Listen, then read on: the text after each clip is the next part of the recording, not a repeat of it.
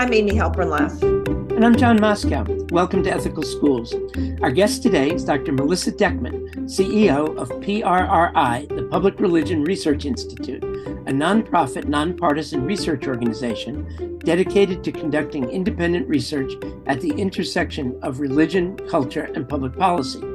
Dr. Deckman studies the impacts of gender, religion, and age on public opinion and political behavior, and is the author of several books, including School Board Battles, The Christian Right in Local Politics.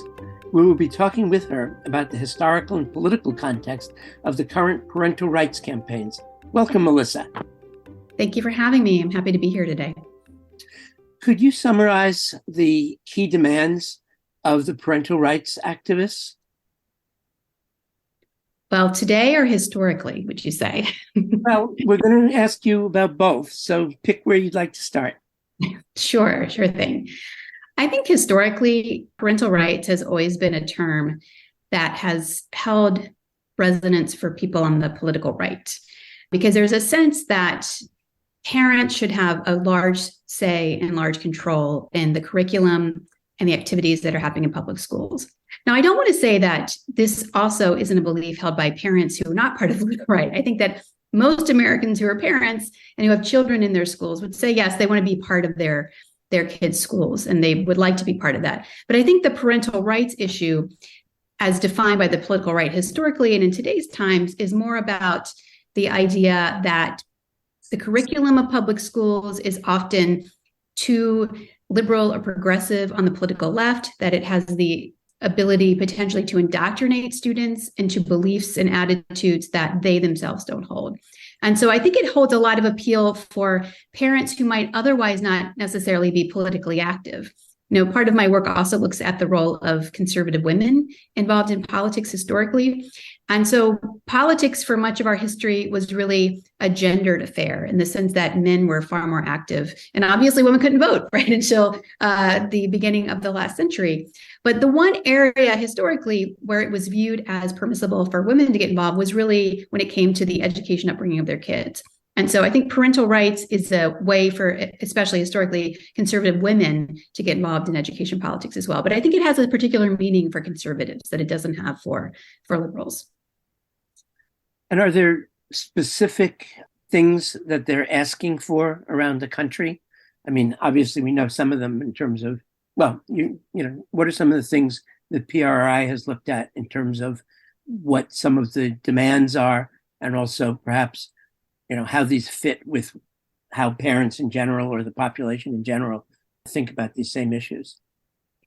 Well, I think if we look at what's happening right now in terms of parental rights and public education, it's hard not to turn on the news and see all these news stories of angry parents showing up at school board meetings, really unhappy over the direction of the curriculum of some of the schools. So, for example, I think there's a mentality among people on the right that our public schools have become too woke. And what they mean by that, these conservative activists, is that there's too much emphasis on LGBTQ issues, on gender identity and sexual education in public schools, or there's a concern that there's too much conversation about critical race theory, which actually doesn't really exist in public school districts around the country. But nonetheless, I think this idea that any sort of conversation about the role of our history and the role of racism and structural racism in our history is very divisive, and it makes white students feel guilty and those sorts of things. And so I think there is a sense that this wokeness is kind of also brought into this idea of parental rights more generally, because I think many conservative activists want to have a larger hand in what's being offered in the classroom. I would also say this, and I think why, for example, it's resonating so much currently in our current politics. So if we look at where we've been the last couple of years as a nation, we've really just emerged, I think, in wake of this horrific pandemic. And many of us were, of course, in our homes for a better part of a year. And our kids were, if you have kids in public school, were often at home learning remotely. And I think a lot of parents were frustrated with the lack of progress in getting kids back to school, or alternatively, requirements that they wear masks or get vaccinated. So a lot of parents, I think, have been unhappy about the state of public schools. And so if you look at something like the Virginia gubernatorial election that took place in 2021, as we're emerging out of the pandemic in some ways, part of Glenn Youngkin's appeal or his message really boiled down to parental rights in schools, really targeting a message to frustrated parents. And he won that election.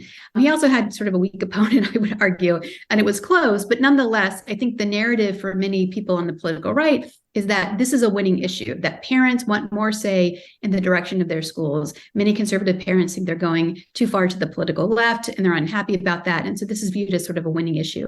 And so that, of course, led people like Governor Ron DeSantis, for example, in Florida, to pass a bill that some people call the Don't Say Gay bill, which is essentially trying to forbid instruction of gender identity or sexual orientation in public schools. And so he, of course, was resoundingly reelected in his last election campaign last fall. And I think that many conservatives looked at that as, again, this is something that has wider support among the American public.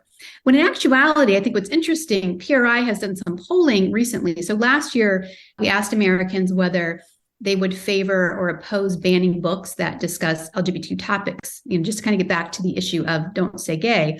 And we found in March of last year, of 2022, only about 32% of Americans either favored or strongly favored banning those sorts of books. And so those kinds of initiatives to ban books is really not necessarily widely supported among the American public. And on issues concerning racism in schools or looking at content for schools, the vast majority of Americans say that we should teach both the good and the bad when it comes to our history. And in fact, we asked specifically in that same survey from last year, of March 2022, 59% of Americans strongly oppose banning books that depict slavery, for example. Additional 30% oppose it. So really, less than 1 in 10 Americans say we shouldn't even bring up concepts like slavery. So I think most Americans really realize that history, for example, is balanced. We need to be talking about these sorts of topics. But nonetheless, it's left, I think a lot of activists, in terms of the name of parental rights, are trying to remove those conversations in schools today. Yeah. When there were parental rights campaigns in the past, were they as polarized as they seem to be today? Even though your polling shows that in general, the population or even parents are not as polarized, but the activists clearly are. Yeah, so to say that religion and politics in schools is a new thing is absolutely not true. I mean, if you go back in our history, there were, of course, the famous Bible wars that took place in the early to mid 19th century. And this was over the role of which Bible that children should be reading in public schools. And it was really a reaction to the growth of the number of Catholic immigrants that came to this country, Irish and Italian immigrants. But those parents did not want their children reading the King James Bible, or some of those parents. And so it really led to these protracted battles, and in fact, some riots and deadly riots in places like Philadelphia. So I think when there are kind of pitched battles over religious content in schools, and when you have, for example, the religious rights of minorities being depicted against the religious rights of the majority, you end up with a lot of political drama. I think, for example, also cutting to the 20th century, if you look at the famous court decisions in the 20th century that essentially removed the teaching of Bible instruction or daily Bible instruction, also removed school prayer, those cases were brought about by parents who were either Jewish or who were non-religious. And so whenever you have that sort of the rights of religious minorities coming into a play with the rights of, say, the majority, you have those kinds of political skirmishes. But I don't think that in the 20th century, it was necessarily as partisan and as polarized as it is today. I think that it's maybe something that's different. I would also add, too, where you've had these sort of political skirmishes in public schools is when there's been the introduction of ideas that challenge the beliefs and the theology of the religious majority. That, of course, we saw with evolution in the 1920s. Anti-communism had some religious themes as well in the 1950s. And of course, you had the introduction of sex education in the 1960s and 70s, and multiculturalism in general in the 1970s and 80s. Anytime you have a curriculum, again, that challenges the narrative and touches on themes that go against the religious views of parents in some way, you're going to have conflict. But again, I think to your point, Amy, I don't necessarily think it was as partisan as it is now, but we've just simply become a far more partisan country that is polarized by our party politics today. Does your data show at all any indication of whether these campaigns around parental rights are related to efforts to weaken funding for public schools or in some way to discredit public schools? Yeah, so we don't really have any questions on our surveys. What we tend to do here at PRRI is we ask the American public how they feel about these topics to kind of get a good lay of the land of how religion is affecting these viewpoints. And so we don't have necessarily a lot of questions on that particular topic. I will say, however, though, that part of the political right, and these are not just religious, I think, aspects of the religious right, but I think part of the more libertarian aspects of the political right as well, have long sought the goal of having more funding for charter schools, the creation of more charter schools, or the funding of the public for vouchers.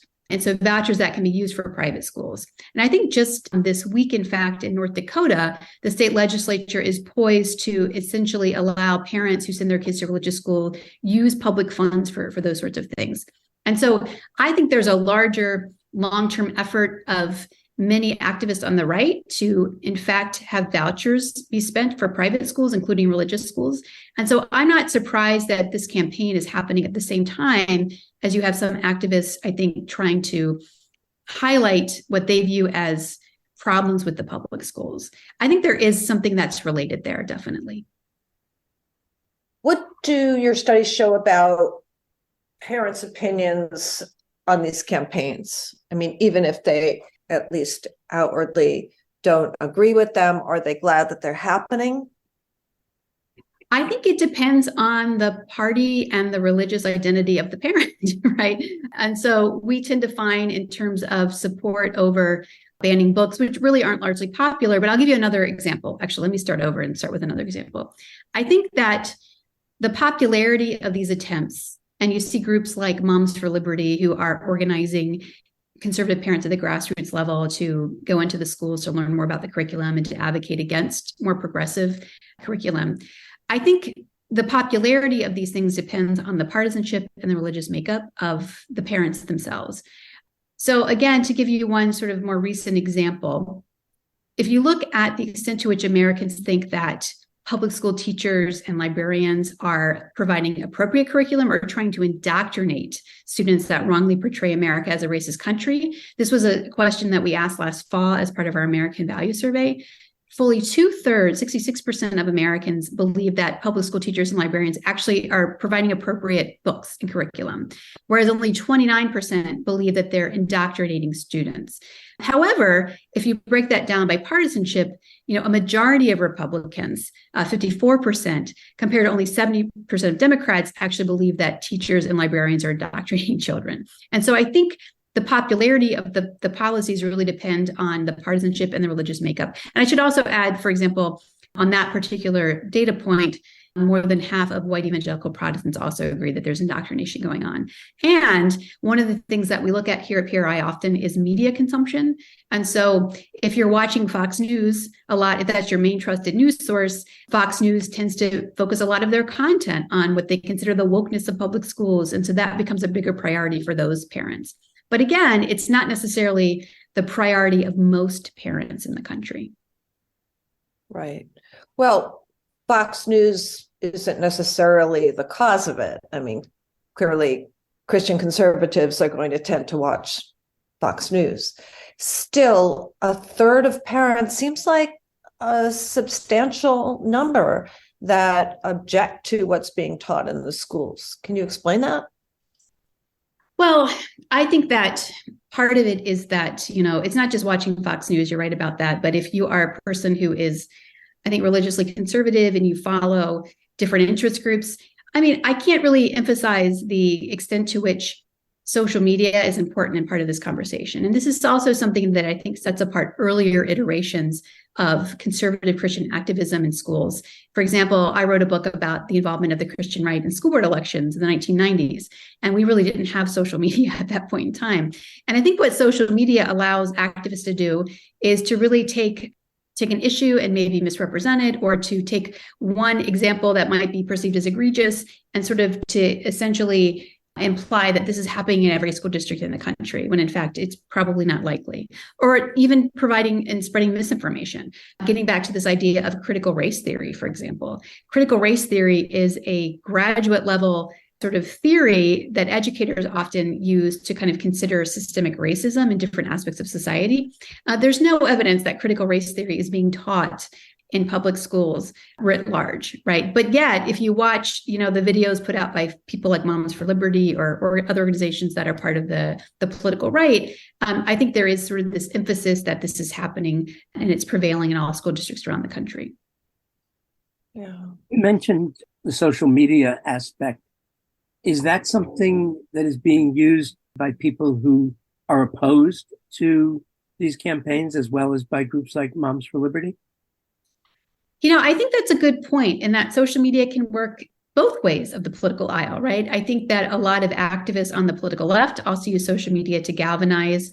And that there's been examples of parent groups who are banding together to try to stop book bans from happening in their communities and to advocate for librarians and for teachers. And so I think it's also a tool that's being used by the political left as well.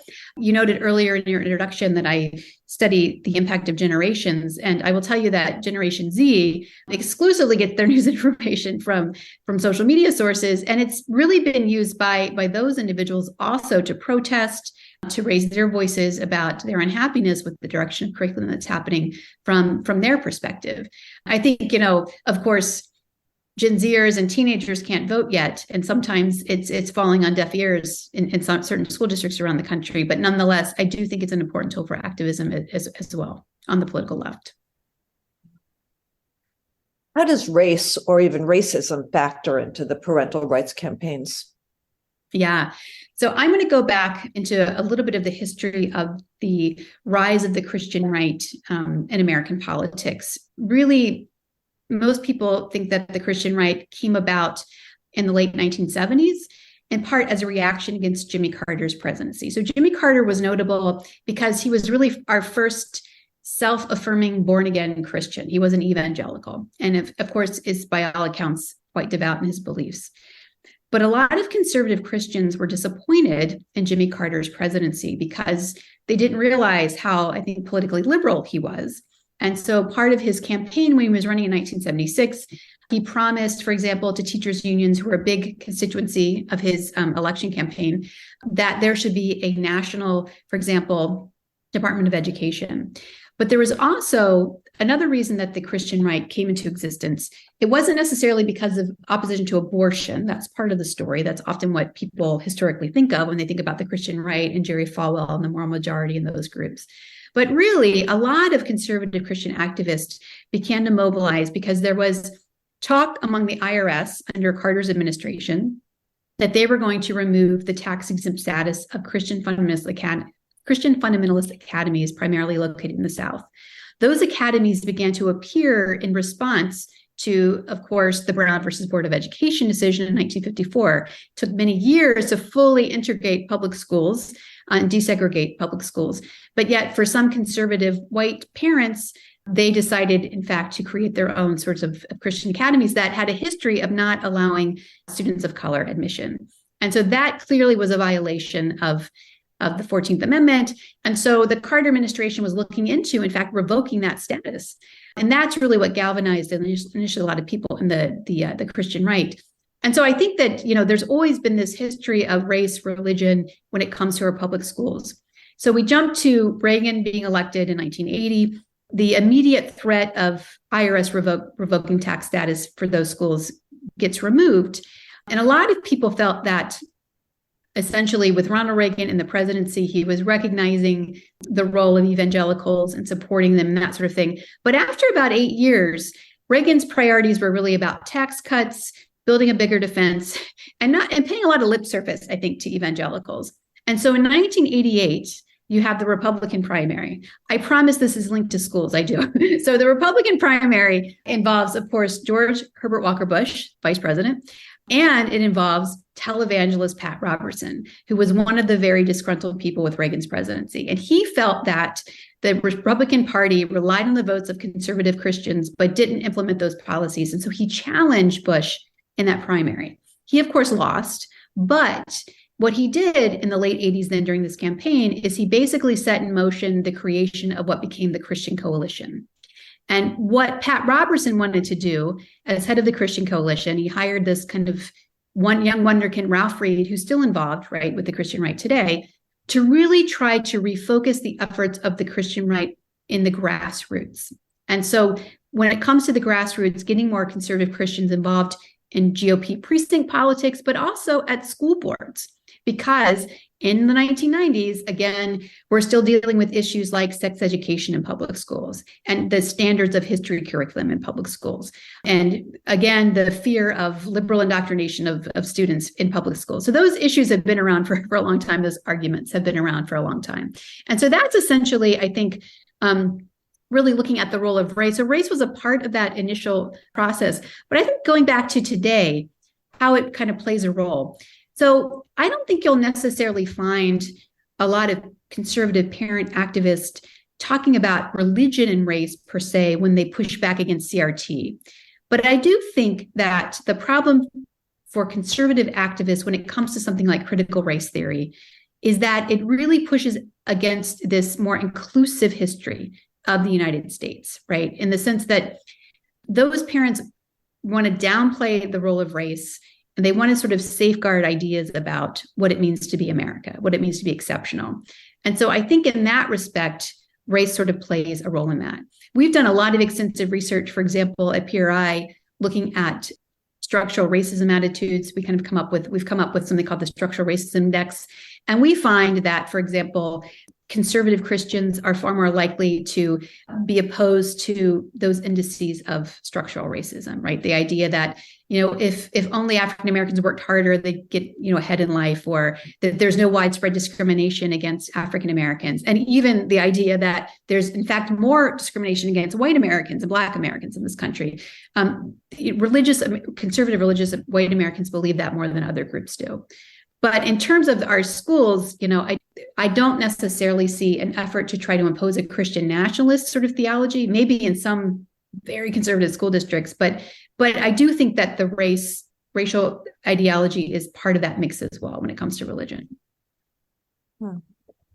Are these conservative white parents okay with their kids going to school with Black children?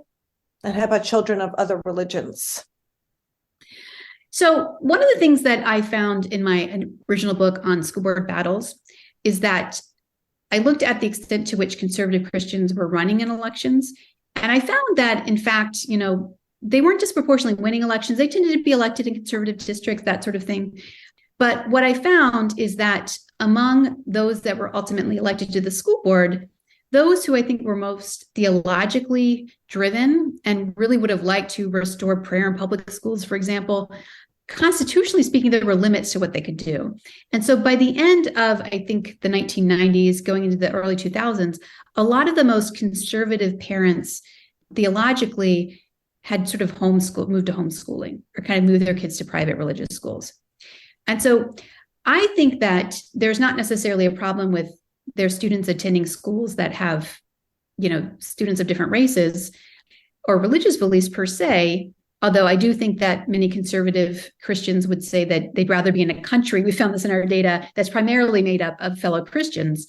I think what troubles many conservative Christian parents is schools that teach acceptance of LGBTQ rights, for example, that's very much not a part of what their theological beliefs really entail. So I don't think it's per se that they're going to students who look different from a racial or ethnic perspective as much as it is about, it's more that their kids are being exposed to curriculum that they're not happy about.